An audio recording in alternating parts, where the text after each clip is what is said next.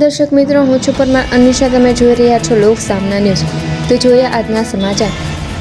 ગાંધીધામ લુહાર સમાજ ખાતે શ્રી અખિલ કચ્છી લુહાર જ્ઞાતિ મહામંડળ દ્વારા સમૂહ લગ્નોત્સવમાં પરણેલી 4 દીકરીઓને પ્રત્યેક ₹51,000ની FDR કન્યાદાન રૂપે અર્પણ કરવામાં આવી હતી.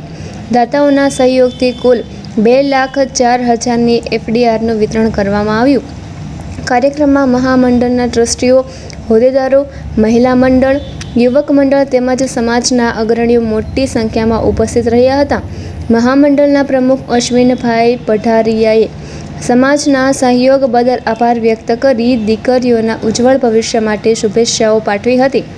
આ પ્રસંગે સ્થાનિક સ્વરાજની ચૂંટણીઓમાં વિજેતા બનેલા સમાજના જનપ્રતિનિધિઓ તેમજ વિવિધ સામાજિક અને રાજકીય હોદ્દેદારો પણ નિમણૂક પામેલા સભ્યોનું છાલ અને મોમેન્ટો આપી સન્માન કરવામાં આવ્યું.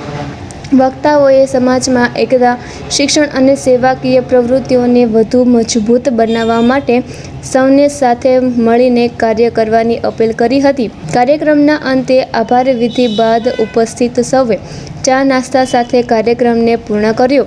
તો ફરી મળીશું એક નવા સમાચાર સાથે. ત્યાં સુધી જોતા રહો લોક સામના ન્યૂઝ.